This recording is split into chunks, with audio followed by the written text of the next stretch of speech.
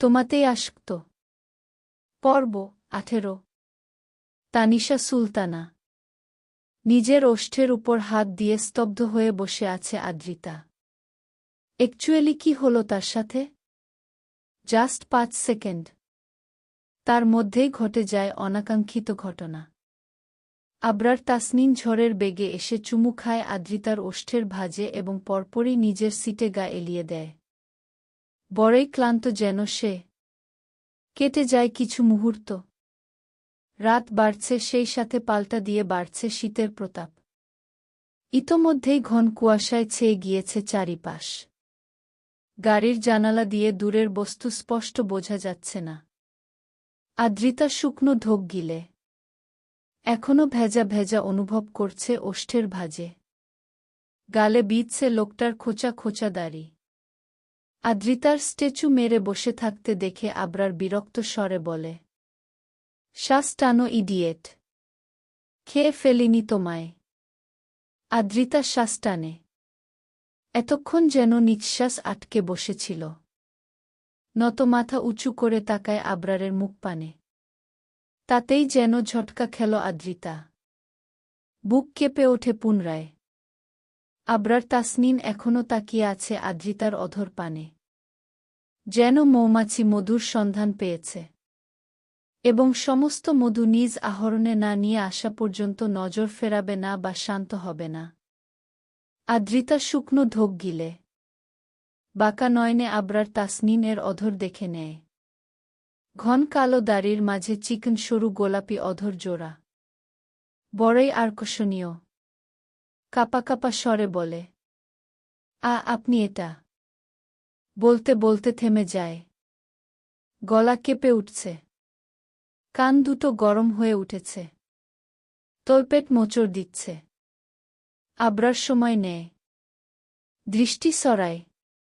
Pocket থেকে cigarette বের করে এবং তখুনি ঠোঁটের ভাঁজে পুড়ে নেয়। গাড়ির ডেস্ক থেকে লাইটার বের করে জ্বালিয়ে দেয় সিগারেট। গাড়ির জানালা খুলে বেশ আয়েশ করে সিগারেটের স্বাদ নিতে থাকে। আদ্রিতা গোটা বিষয় লক্ষ্য করে। সিগারেটের স্মেল সহ্য হয় না তার। মুহূর্তেই বমি চলে আসে। ওড়না দ্বারা নাক চেপে ধরে। এই মুহূর্তে ভীষণ রাগ হচ্ছে তার।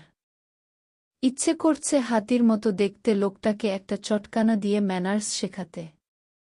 বাজে লোক। আপনি আমার ভাই। এটা ঠিক হলো না। কি করছেন এসব? আপন। আবরার বোধহয় বিরক্ত হল। ফোঁস করে শ্বাস টেনে সিগারেট শূন্যে ফেলে দেয় এবং দাঁতে দাঁত চেপে বলে, husband. Your life partner. And it's truth. Adrita শুনতে পেল কি? বা বুঝতে পারল কি? তার নয়ন জোড়া দূরের ওই ভাঙা ট্যাক্সির পানে অবস্থিত। আচমকাই নজর জোড়া সেদিকে চলে গেল এবং দেখতে পায় কিছু মানুষ ভাঙা ট্যাক্সি থেকে বের করছে আহতদের। তাদের মধ্যে আসিফ আদনানও ছিল। সত্যি কি? আসিফ যে রঙের শার্ট পরে এসেছিল একই শার্ট। হাতে যে ঘড়ি ছিল আঘাতপ্রাপ্ত হাতেও সেম ঘড়ি। রক্তে রঙিন হয়ে গেলেও আদ্রিতার চিনতে অসুবিধা হয় না। বেশ আঘাতপ্রাপ্ত হয়েছে। কপাল বেয়ে রক্ত ঝরছে। চমকায় আদ্রিতা। ভয়ার্তক স্বরে বলে ওঠে, আসিফ আদনান। আবরার হামি তোলে। গাড়ির কাচ তুলে দেয়। স্টারিং ঘুরিয়ে স্টার্ট দেয় এবং বলে, ফার্স্ট কিস অলওয়েজ স্পেশাল ডেতেই করা উচিত। I write my so called বোন? আদ্রিতা জবাব দিতে পারে না। মাথা ঘুরছে তার। মস্তিষ্ক স্মরণ করাচ্ছে শুধু একটাই দৃশ্য। কানে বাজছে খু আসিফ আদনান উ। গাড়ি কিছুটা দূরে যেতেই হুঁশ ফেরে আদ্রিতার। ফুপিয়ে কেঁদে উঠে বলে, আসিফ আদনান অ্যাক্সিডেন্ট করেছে। ভাইয়া, আমাকে নিয়ে চলুন তার কাছে। আবরার যেন শুনল না। ফর্সা চোয়াল শক্ত করে ড্রাইভিং এ মনোযোগ দেয়। তারপর হাজারবার একই বাক্য আওড়িয়েছে আদ্রিতা। তবে আবরার তাসনিম জবাব দেয়নি। ঘড়ির কাঁটা টিকটিক আওয়াজ তুলে জানান দিচ্ছে 12টা বেজে গিয়েছে। তারিখ পাল্টেছে আর নতুন বারের সূচনা ঘটেছে। 12টার আগে ছিল সোমবার আর 12টার পরে হল মঙ্গলবার। ঠিক সেই মুহূর্তেই তাসনিম ভিলার সামনে গাড়ি থামে। গাড়ি পার্ক করে আবরার বিনা বাক্যে নেমে পড়ে গাড়ি থেকে এবং বড় বড় পা ফেলে চলে যায় বাড়ির ভেতরে। আদ্রিতা অ্যানিকে কোলে তুলে আবরারের পেছন পেছন দৌড়ে যায়। একটা মানুষ কতটা নির্দয় হলে গভীর অন্ধকারে একটা মেয়েকে রেখে চলে যেতে পারে? দরজার সামনেই উপস্থিত সিয়ামকে। গালে হাত দিয়ে দাঁড়িয়ে আছে, যেন গভীর কিছু নিয়ে গবেষণা করছে। আবরার সিয়ামের মাথায় চাটি মেরে ভেতরে ঢুকে পড়ে। সিয়াম বিরক্ত হয়ে কবিতা আওড়ায়। খেলাম চাটি দিল কে? আবরার চাচা ছাড়া আবার কে? খালি মারে খায় না চুমু। আরে হো বেটা সিয়াম, তুই কি মেয়ে না কি শালা নাম তার সুমু। কবিতা শেষ করার সঙ্গে সঙ্গে আদ্রিতা তার হাত ধরতে যায়। সিয়াম এক চিৎকার দিয়ে পিছিয়ে যায়। কাঁদো কাঁদো স্বরে বলে, মা প্লিজ আমার নিরীহ নিষ্পাপ হাত ছোবে না, আব্বা ভেঙে দিবে। আদ্রিতা বিরক্ত গলায় বলে, কে আপনার আব্বা? সিয়াম শুকনো কাশি দিয়ে গলা পরিষ্কার করে নেয়। তারপর বলে, দেখতে শুনতে সুন্দর তবে ভালোবাসায় ডাব্বা। সে আর কেউ নয় আমার আবরার আব্বা। ফোঁস করে শ্বাস টানে আদ্রিতা। করুণ স্বরে বলে, আমার বয়ফ্রেন্ড আসিফ আদনান অ্যাক্সিডেন্ট করেছে। করেনি তো?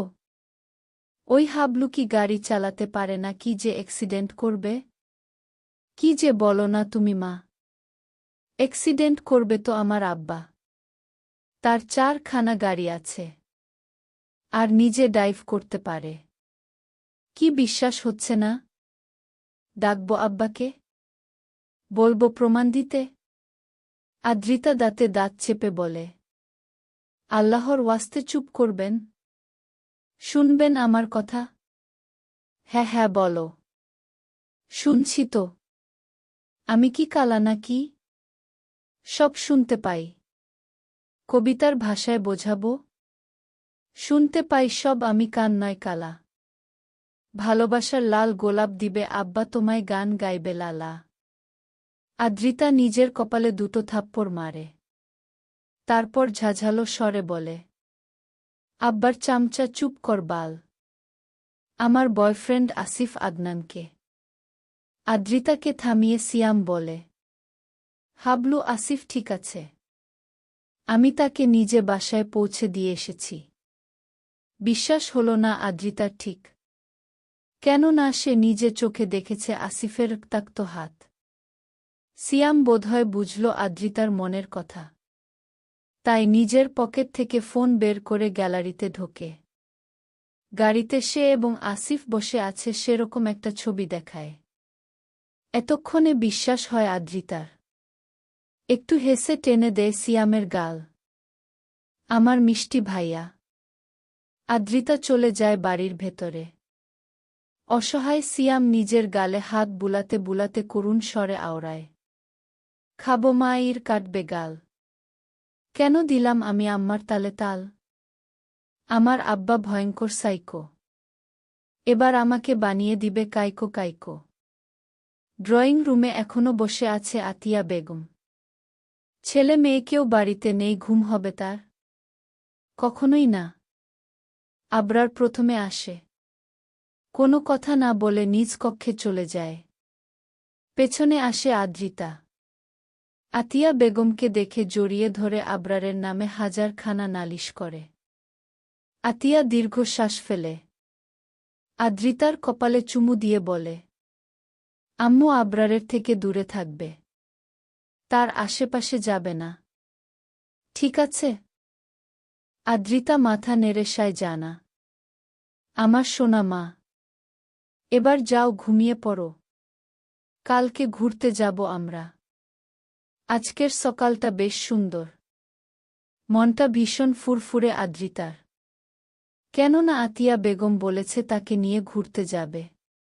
কোথাও বেড়াতে যাওয়ার কথা শুনলে আদ্রিতার চোখের ঘুম উড়ে যায়। আজকেও তাই হয়েছে। সারা রাত দুচোখের পাতা এক করতে পারেনি। অ্যানিকে কোলে নিয়ে গল্প করতে করতেই কাটিয়েছে। ভোরের আলো ফোটার সঙ্গে সঙ্গেই কক্ষ ছেড়েছে। গতকাল মা নূপুর দিয়েছে আদ্রিতা। ঝুনঝুনিওয়ালা সুন্দর ডিজাইনের নূপুর। সেটা পায়ে দিয়েছে আদ্রিত।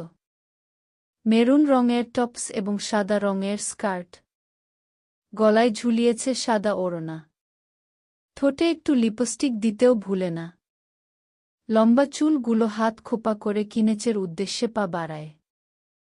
জম্পেশ একটা নাস্তার আইটের বানাবে আজকে। অ্যানি আদ্রিতার পেছন পেছন হাঁটছে অলস ভঙ্গিমায়। আরও ঘুমতে চায় সে। তবে খিদেও পেয়েছে। অ্যানির প্ল্যানিং খাবার খেয়ে আবার ঘুমিয়ে পড়বে। আদ্রিতা কিচেবে ঢুকে পানি গরম দেয়। তারপর ফ্রিজ খুলে ডিম, ব্রেড, টমেটো, শসা, চিজ সব বের করে নেয়। ইউটিউব দেখে শিখেছে রান্নাটি। চায়ের পানিতে বুড়বুড়ি উঠে যেতেই সেখানে উপস্থিত হয় আবরার। আদ্রিতার আখি পল্লব বড় বড় হয়ে যায়। লম্বা হাতির মতো গোটা শরীরে শুধু একটু শর্ট প্যান্ট। শুকনো ধোক গিলে আদ্রিতা দ্রুত পেছনে ঘুরে। আবরার নিজের মতো করে আদ্রিতার গরম করা পানি নিজের কফি মগে ঢেলে নেয়। তারপর তাতে ব্রিং টি এর একটা প্যাকেট চুবিয়ে চলে যায়। আদ্রিতা ভেংচি কাটে। ঠোঁট বাঁকিয়ে বলে, বাজে লোক একটা। ইচ্ছে করে একটা চটকানা দিয়ে বাপের নাম ভুলিয়ে দিতে। হাতির বাচ্চা গরিলা। চলবে। গল্পটি কেমন লাগলো কমেন্টে জানাবেন। গল্পটি ভালো লাগলে পরবর্তী পর্ব